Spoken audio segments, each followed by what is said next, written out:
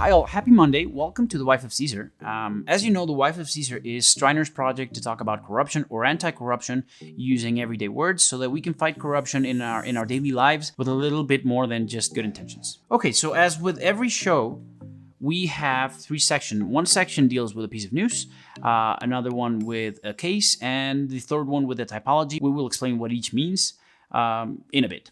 Okay. All right, so our news today deals with the apprehension, the arrest of Ms. Monica Garcia. Now, for those of you who don't know, in September of 2017, we had a massive earthquake that hit Mexico, and there were a lot of casualties. Among those casualties, there was a school in Mexico City that collapsed, killing a lot of people, around 26 people, among which 19 were children. Now, what happened there? The situation was that the school was poorly built using sometimes non-existent or irregular permits. And the person, this Miss Monica Garcia, was the owner of the school. And she allowed this to happen. Not only that, but she actually built her home, an apartment on top of the school without obviously without the necessary permits, and her home was the thing that collapsed and killed all these innocent people. Ms. Garcia is being charged with several crimes, and those crimes might be what we call inchoate crimes. Now, an inchoate crime is, think of it as the first step that you need to get to the second step. The second step being the charge of a different crime. So in this case, the second step would be the charge of murder, or at least manslaughter. But in order for the courts to charge her with the killing of these people, they need to find that she was liable or responsible for the facts for the collapse of the building. Now, the collapse of the building would be what we call the inchoate crime. She would be responsible for the crime of allowing construction without the permits. So to sum it up, if the court finds that she allowed construction without the permits, then she is responsible. And if she is responsible, then she might have caused the death of the children, and she would be found guilty of murder. Okay, so why is this relevant to corruption? Again, what happened here was irregular constructions using illegal or non-existing permits. If Ms. Garcia had followed the proper procedures, then either the buildings would not have been constructed, or they would have been constructed using more durable or resilient techniques, which would not have resulted in all the deaths of all these people. So this is an example of how corruption can actually physically harm people. All right, so let's move on to the case. Today's case deals with Telefonica Brazil. Now, Telefonica, for those of you who don't know, is a company from Spain, and they are in the business of providing mobile service, cell phone service. Okay, now Telefonica Spain owns several subsidiaries, and one of those subsidiaries is Telefonica Brazil. Also, Telefonica Spain, the parent company, trades in the New York Stock Exchange. If you remember, we've discussed in previous episodes that whenever companies trade in the U.S. stock exchange, then the U.S. government immediately automatically gains jurisdiction over them. And that jurisdiction applies to the application or the enforcement of several laws, including anti-corruption laws. What happened here is that in the enforcement of the law, the Securities and Exchange Commission of the U.S. issued a cease and desist order addressed to Telefonica, whereby it ordered it to pay a fine of $4.125 million. What happened there is Telefonica Brazil was accused of paying bribes to Brazilian public officials. They essentially were issuing or gifting tickets to sports events in 2013 and 2014 for international sports events. And they were giving them to public officials in the government of Brazil in exchange for favorable treatment and legislative support. Those are just fancy words. Favorable treatment is just a fancy word for saying you give me things that I'm not entitled to or that I don't have the right to receive. And legislative support is just kind of, illegal lobbying. You make rules and you make laws that favor me. Obviously, this is very, very wrong.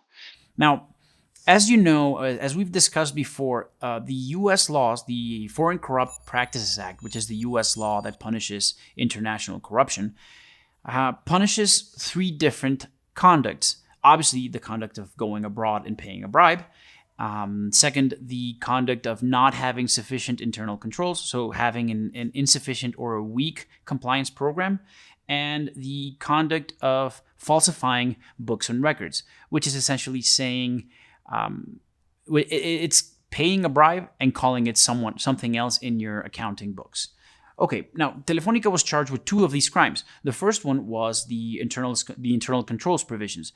The SEC found that while Telefonica had a code of conduct, that code of conduct did not specify or was not comprehensive enough to prevent bribery from happening. Also, it had a no gifts policy, but it heavily leaned on the receiving aspect and pretty much left out the gift giving aspect. So employees of Telefonica were able to say, well, it wasn't forbidden by my rules.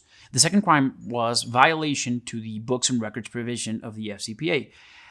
Essentially, what Telefonica did was pay the bribes using the sports tickets, the soccer tickets, but recorded them in their accounting books as publicity, institutional events, and also advertising and publicity, which essentially it's wrong for many reasons, but one of them being that when you mislabel corruption payments, you are also able to deduct them from in your tax returns, which is also very, very wrong.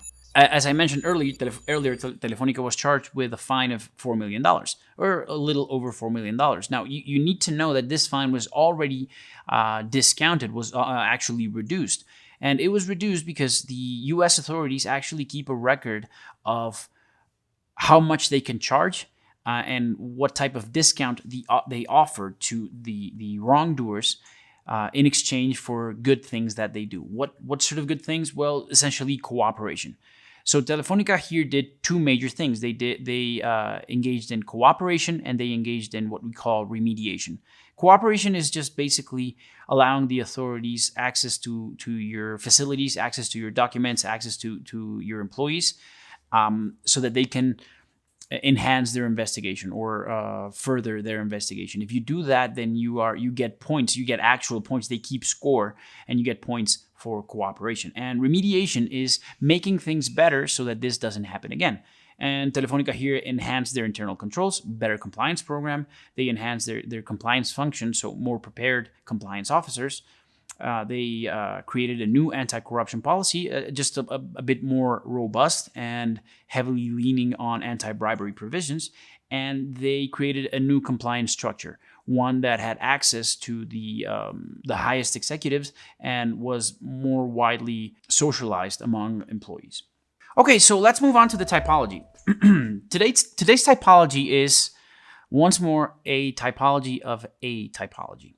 Now, for those of you who don't remember, a typology is a model or an example of something. So, in our case, if we were to describe a typology for corruption, we would tell you the concrete steps that you take to commit a corrupt act. Okay, so today we discussed the dead drop. A dead drop is a technique used by spies for over 1,000 years, and it is basically a physical space that is hidden from the public and that is used to carry out exchanges that don't require person-to-person contact or in-person contact. Now, there are two types of dead drops. You can have a physical dead drop and a virtual dead drop. A physical dead drop allows for a bribe payer to deposit cash, documents, or securities, things of value, in order for the official to pick up later, and thus closing the circle of paying the bribe. These are fairly common. What is a little bit less common are virtual dead drops. Now, virtual dead drops are USB thumb drives or pen drives that are physically embedded in cement walls in public spaces. Now, these are a result of an art project that was born, I think, around 2014. And the purpose of that was to create a virtual space that was free of the internet, unplugged from the internet, but also unregulated by the authorities, which is kind of not true. But it does happen. And These have been used to exchange art projects, to exchange communications, to blow the whistle on child pornography rings and things like that. But also they have been used to commit improper acts, such as distribution of child pornography or distribution of plans or instructions to commit crimes, such as terrorism. In our case, or for our purposes, they are interesting because they could allow bribe payers to exchange documents or information which could then be used to pay a bribe, or to actually deposit cryptocurrency, encrypted cryptocurrency, in the actual drives. In that way, you would be able to pay a bribe with cryptocurrency without ever using the internet and without ever meeting the officer you're trying to bribe. So they are kind of dangerous in that way. But luckily for us, the authorities are paying attention, and there are maps to the different USB dead drops, so it's fairly easy for authorities to monitor them. Okay, so that was it for today. Thank you for joining us. This was the Wife of Caesar, and I'd like to leave you, as always, by reminding you that corruption should be reported. Every act of corruption should be denounced, so you should blow the whistle, but only do it if you feel physically safe. If you are not certain whether or not you're looking at something that is corruption, or you're not certain that you are physically safe, then don't do anything. Reach out to someone who can help you, and if you want, you can reach out to us at info@streiner.mx, and we will be glad to help you. But above all, stay safe. Again, this was the Wife of Caesar, and thank you for joining us.